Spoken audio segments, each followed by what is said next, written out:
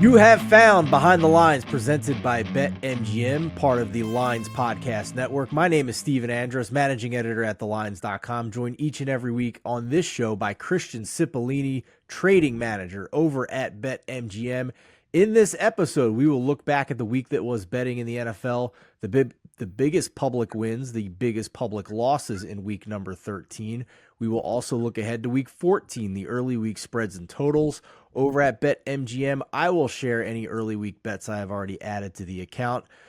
We will also take stock about the power ratings because we have some movement off that 49ers-Eagles game and also the loss of Kansas City. We'll get Christian's opinion on where things stand now in terms of who he would have favored on a neutral field and by how much.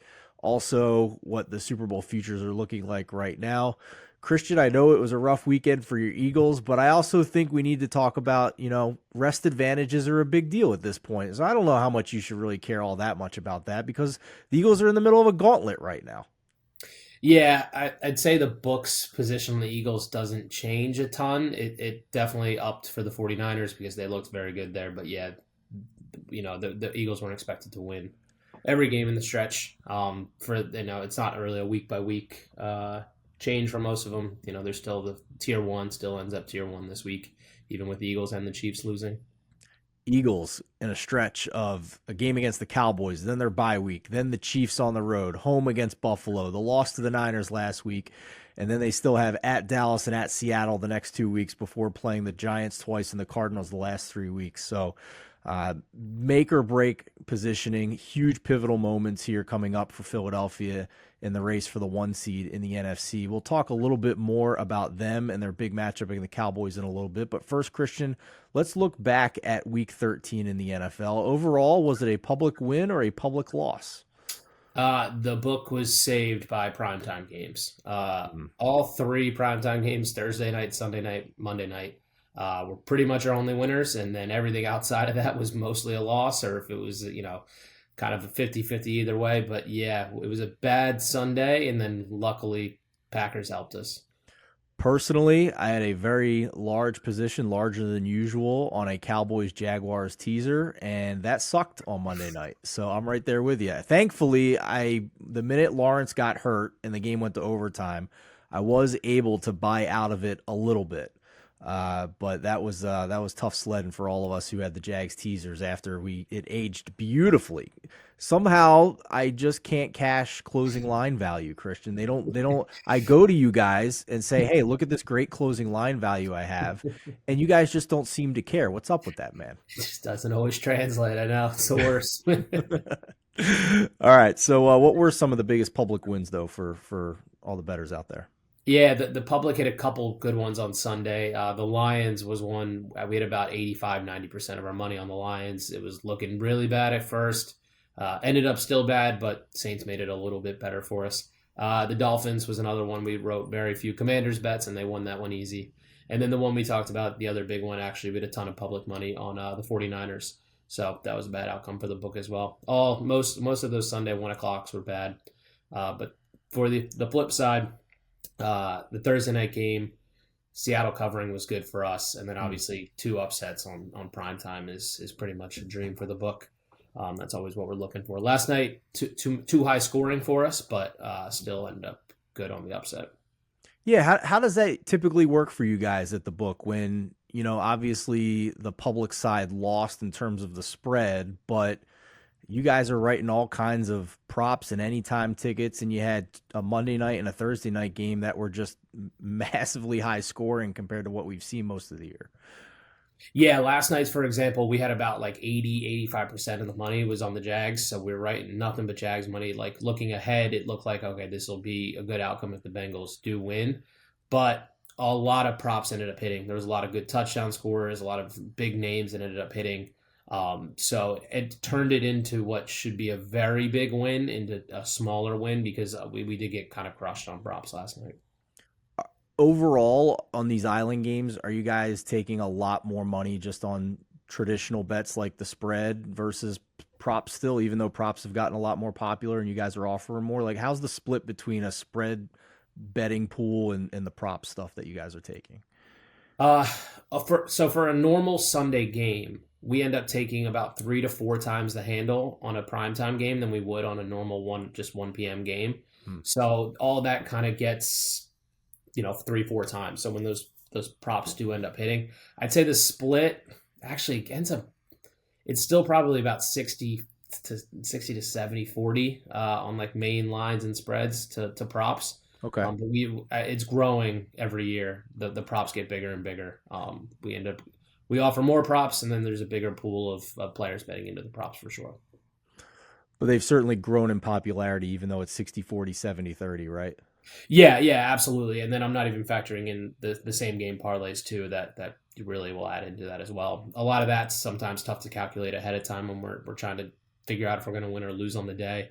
Once the same game parlays hit, some people might hit a big one for a couple thousand, or few ones might hit that end up knocking us back a bit.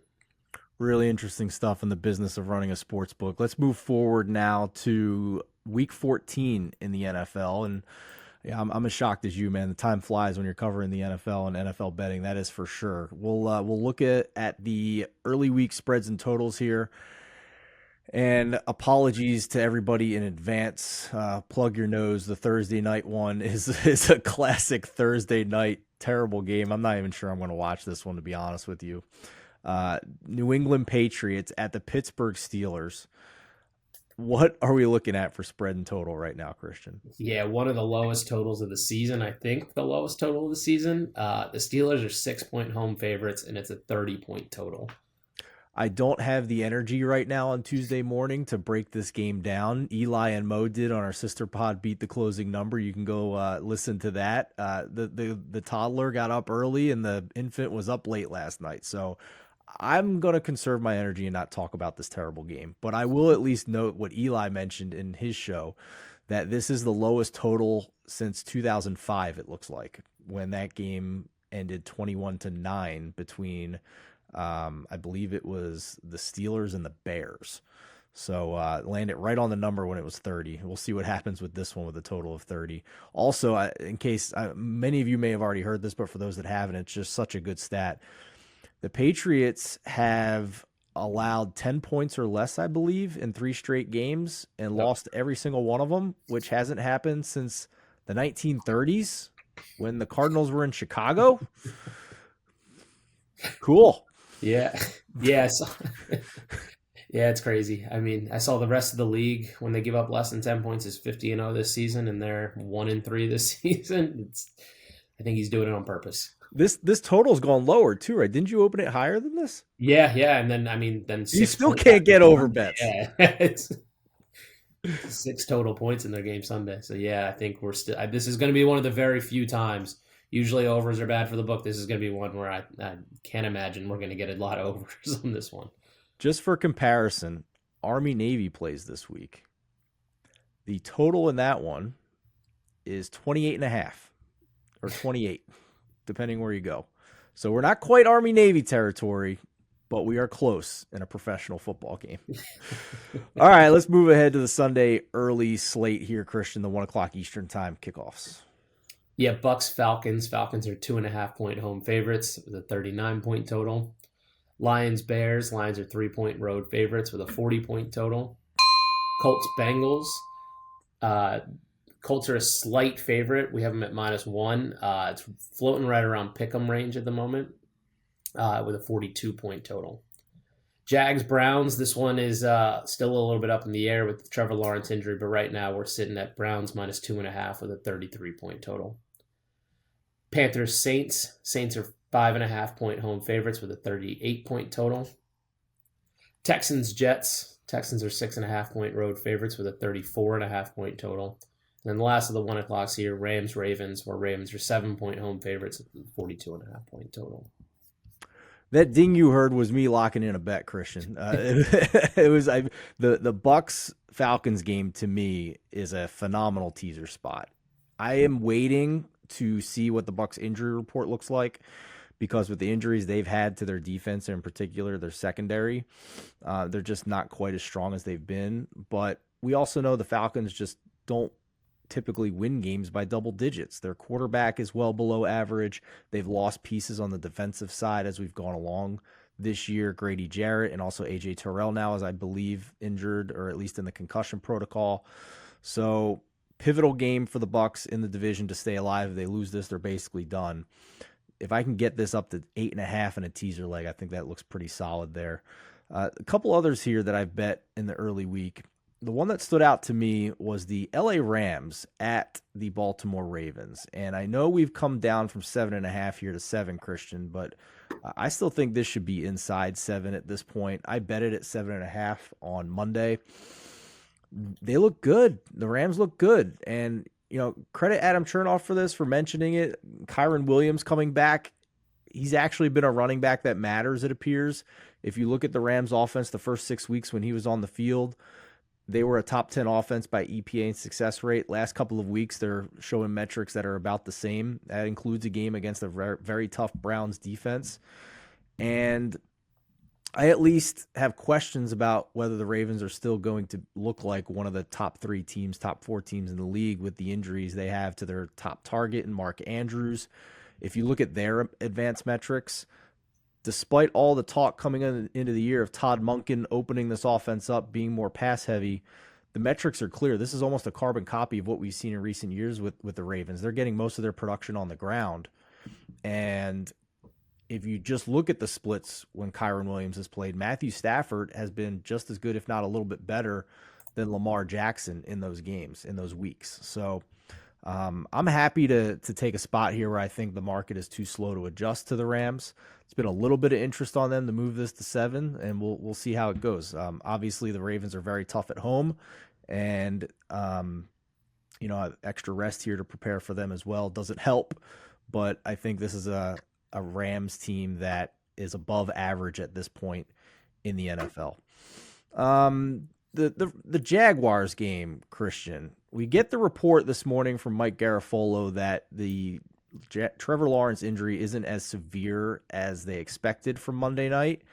Nevertheless, at least as we record here on Tuesday morning, I'm assuming this plus 2.5 number is much closer to CJ Beathard than it is Trevor Lawrence. Yeah, this before the Trevor Lawrence injury was Jags -3, so it's flipped almost fully the other way. Yeah, this is telling you it's probably not, but we really don't have a ton of info at the moment. This is one where, as a book, we just have pretty low limits until we get a little bit more clarity on what's going to happen in this one. But the line is telling you it's Beathard right now.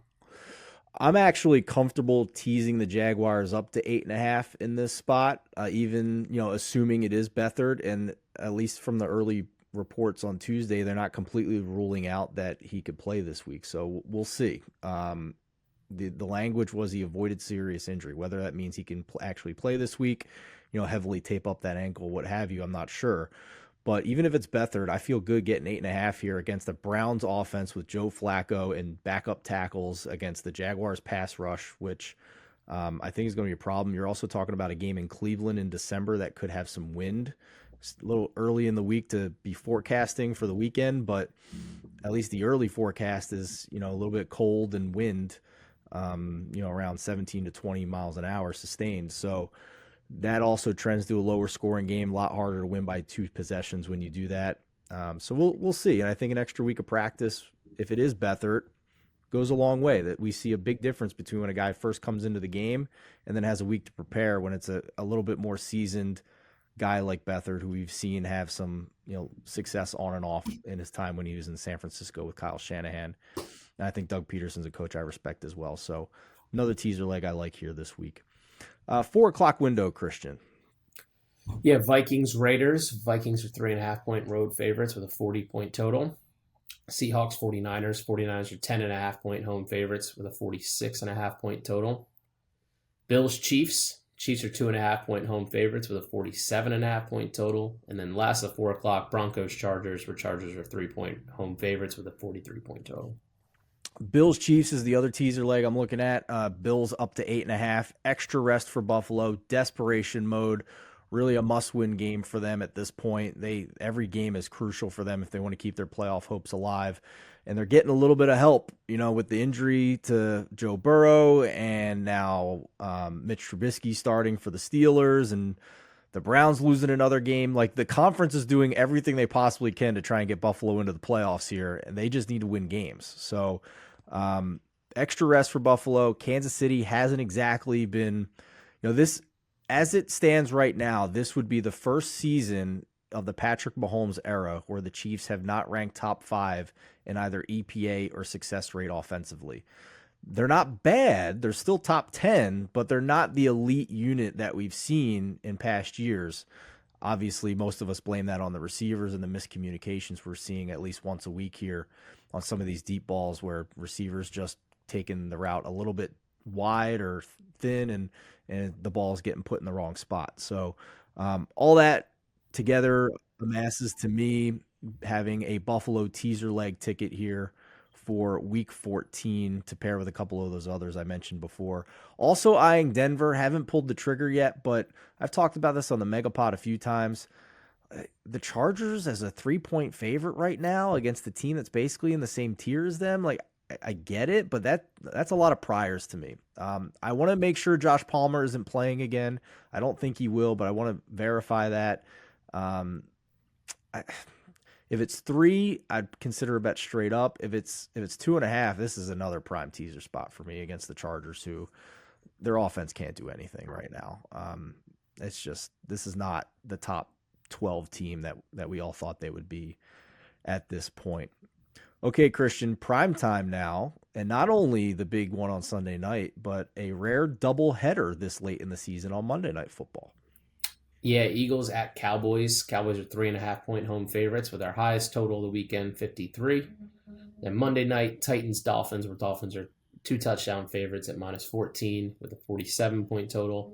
And then we have Packers Giants, where Packers are 6.5-point road favorites with a 37-point total. All right, let's take a moment to talk about this huge game between the Eagles and the Cowboys. This number was 2.5 on the look ahead. Eagles get beat down by the Niners. Now Cowboys at home. Are you surprised by the early week interest that has moved this all the way past the key number of 3? And what do you attribute to that? I'm a little surprised that it's gone to 3.5. I don't know if it'll stay at 3.5. Just usually that's just where the sharps, when they can get a hook on a team that's 10-2, I think they would usually take it.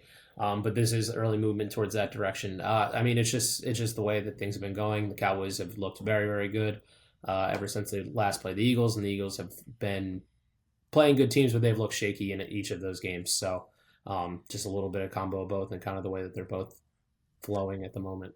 The other factor here for me is another week Of rest, of this rest advantage that the Eagles have to deal with, where the Cowboys get a few extra days, having played on Thursday the week before, just like the Niners did.